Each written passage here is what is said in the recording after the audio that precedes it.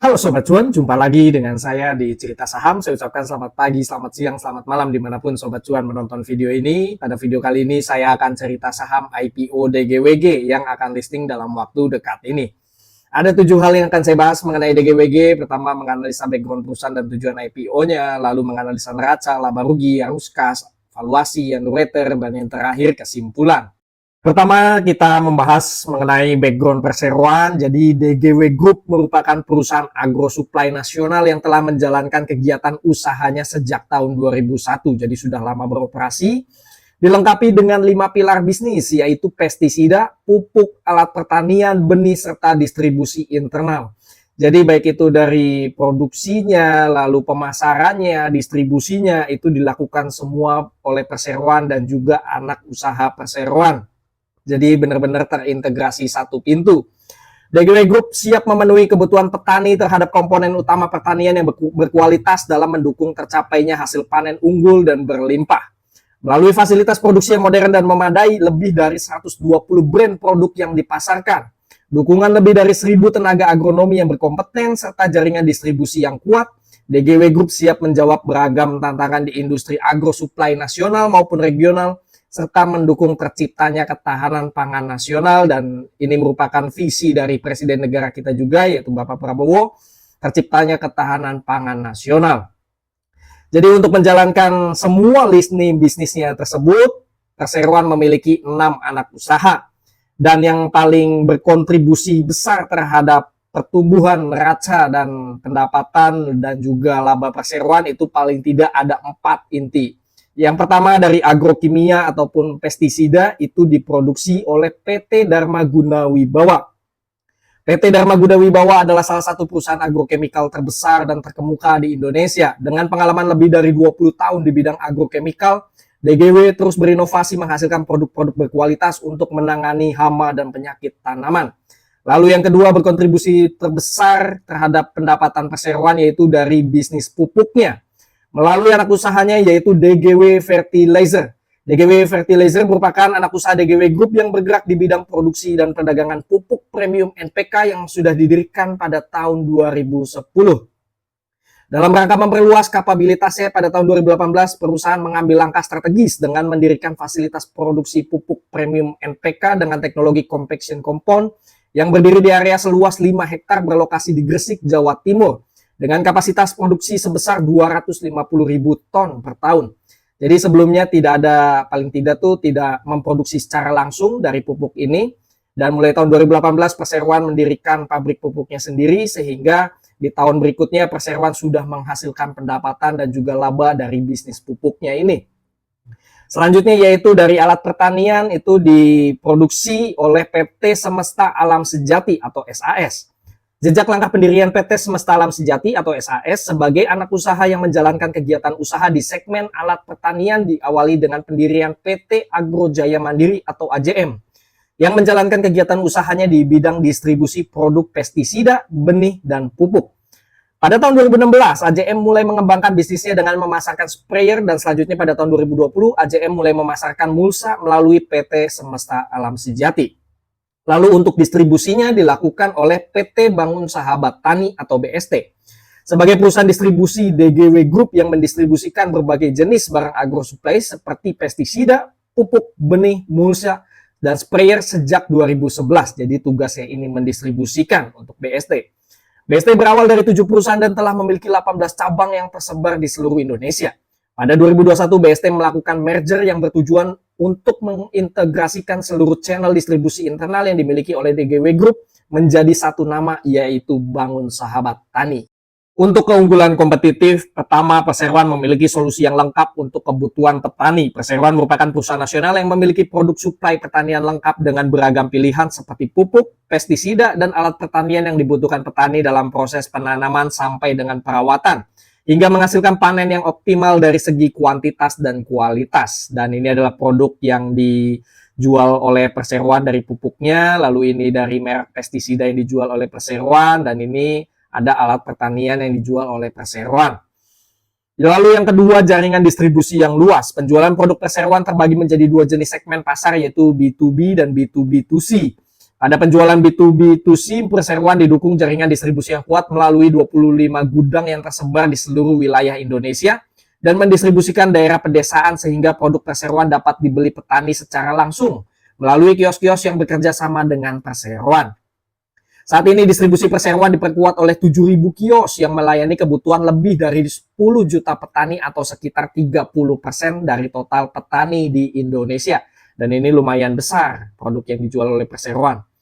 Lalu untuk pendapatan yang diraih oleh perseroan sampai dengan per semester 1 2024 ini disalip oleh pupuk. Padahal di tahun-tahun sebelumnya itu dikuasai oleh pestisida penjualannya.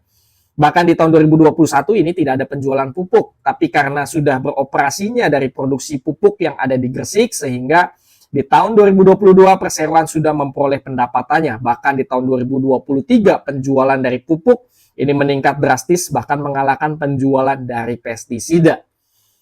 Untuk ranking industri pestisida di Indonesia, perseroan meraih ranking kedua sebagai pangsa pasar sebanyak 7,8% dan sisanya ini masih private. Lalu untuk pupuknya, perseroan ini ranking 3 terbesar di Indonesia, menguasai pangsa pasar sebesar 14,4%.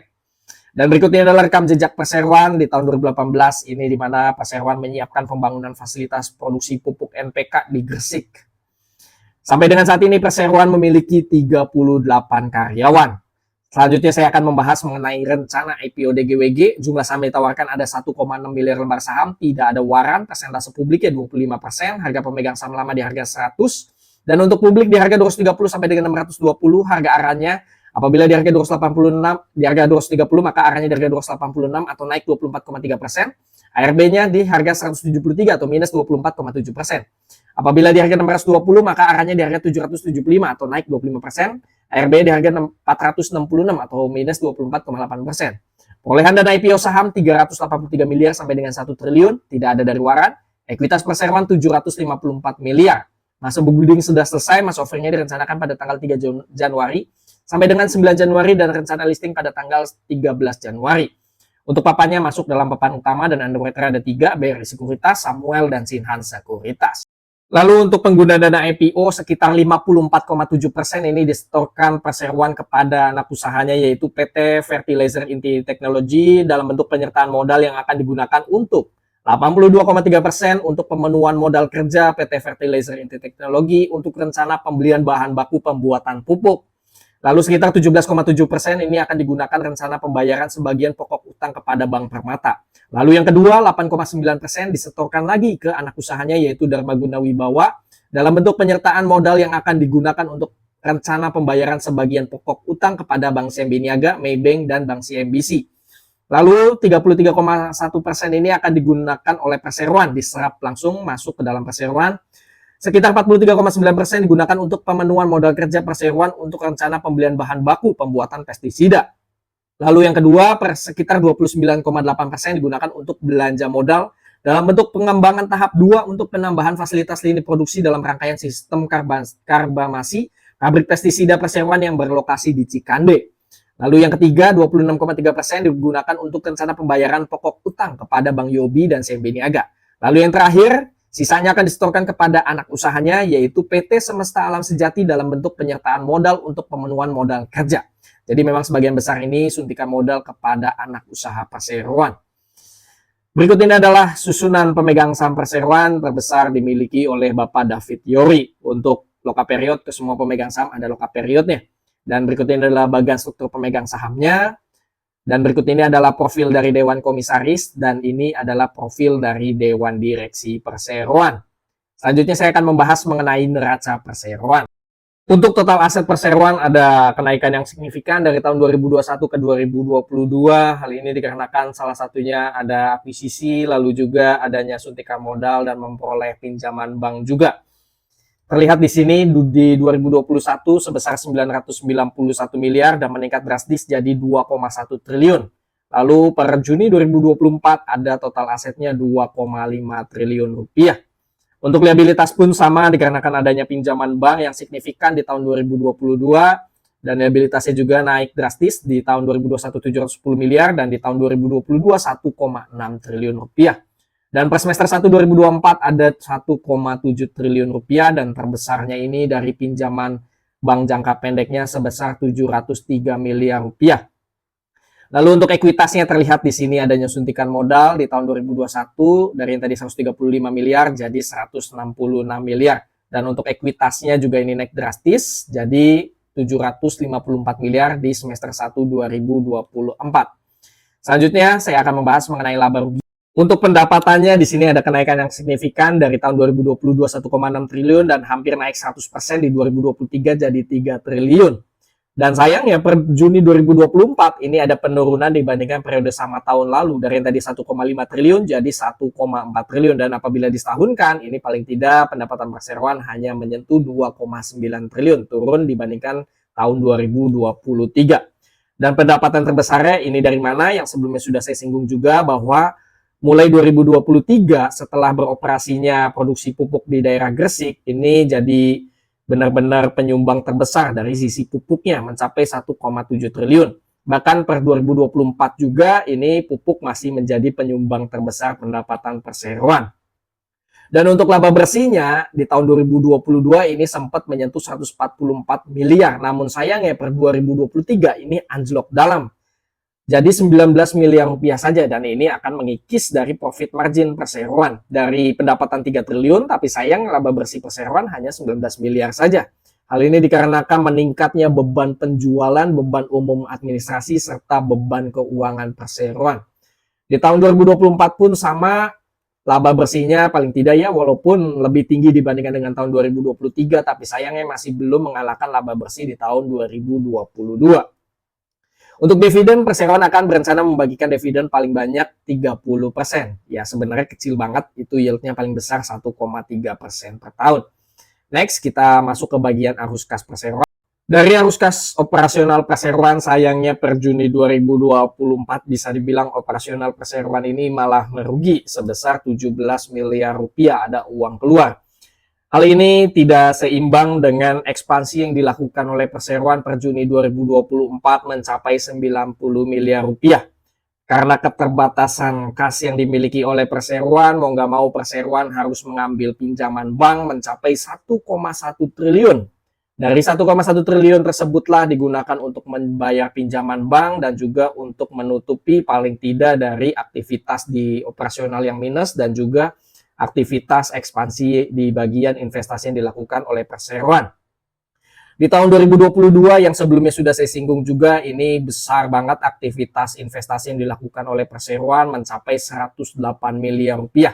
Oleh karena itu di tahun 2022 perseroan mengambil utang bank yang sangat besar termasuk juga di tahun 2023 paling tidak untuk memenuhi kebutuhan modal kerja dan belanja modal yang dilakukan oleh perseroan untuk menunjang pendapatan dan laba bersih yang semakin besar ke depannya. Karena hal tersebutlah paling tidak memang solvabilitas yang dimiliki oleh perseroan ini benar-benar sangat ketat. Bahkan setara kas pada akhir tahun ini minus 32,1 miliar dan hal ini karena ya salah satunya ya besarnya aktivitas ekspansi yang dilakukan oleh perseroan sehingga adanya cerukan di bank. Next kita bahas mengenai valuasi perseroan. Dari sisi valuasi di sini saya singkat saja, saya ambil dari rasionya. Pertama dari rasio PBV-nya. PBV yang ditawarkan apabila di 230 maka PBV-nya sebesar 1,3 kali, apabila di 620 itu 2,3 kali. Untuk EPS-nya 9,8 dan PER-nya ini 23,4 dan apabila di 620 63 kali. ROE-nya sangat tipis sekali, hanya 5,7% karena tidak seimbang antara laba bersih dengan ekuitas. Ekuitas 1,1 triliun tapi laba bersihnya hanya 65 miliar saja. Maka dari itu ROE-nya 5,7%. Profit marginnya pun sama yang sebelumnya sudah saya singgung juga. Ini tipis banget, profit marginnya hanya 2,2%. Dari pendapatan 2,9 triliun tapi laba bersihnya hanya 65 miliar rupiah. Maka dari itu profit marginnya 2,2%. DER-nya ini lumayan tinggi, apabila di 230 maka DER-nya 154%, ekuitasnya 1,1 triliun, tapi liabilitasnya 1,7 triliun. Apabila di 620 ini DER-nya terkikis, jadi di bawah 100%, tepatnya di 98% karena besarnya penerimaan kas dari aktivitas IPO ini apabila di 620. Ekuitasnya 1,7 triliun dan total liabilitasnya hampir seimbang 1,76 triliun rupiah. Next, kita masuk ke bagian underwriter-nya. Underwriter-nya ada 3, BRI Sekuritas, Sinhan, dan juga Samuel.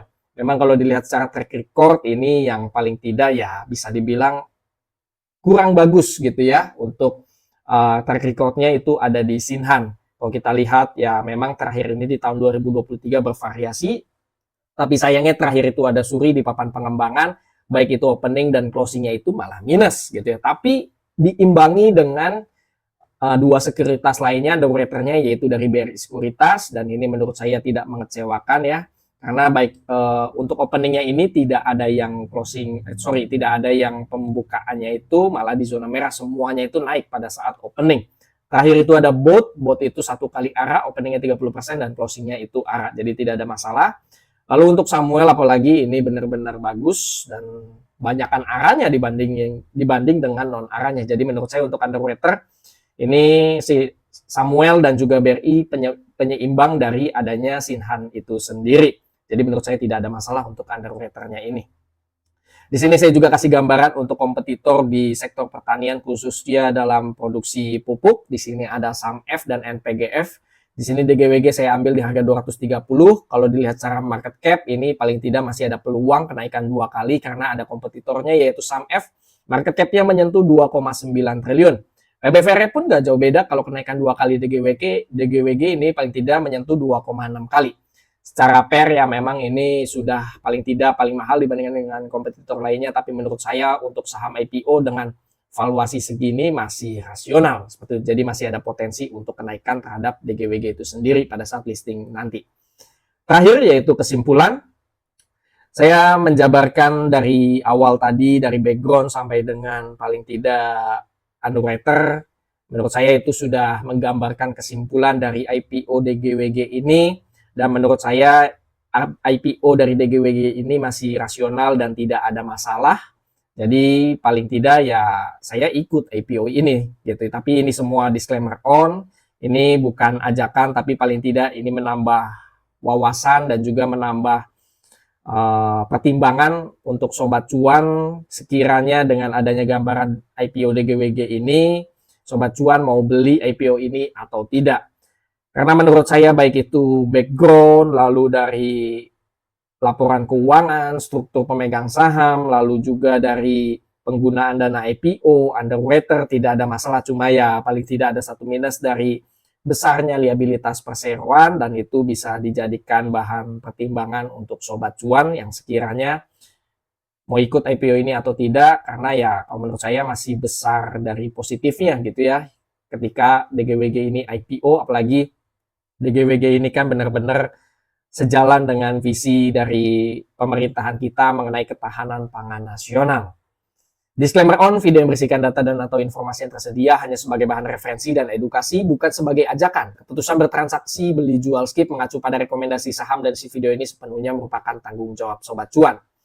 Terima kasih bagi Sobat Cuan yang sudah menonton video cerita saham IPO DGWG dari awal sampai dengan akhir. Semoga video yang disampaikan bisa bermanfaat bagi Sobat Cuan dan bisa jadi bahan pertimbangan untuk ikut IPO ini atau tidak. Sampai jumpa pada cerita saham selanjutnya. Happy trading, happy investing, happy IPO. See you semua. Bye-bye.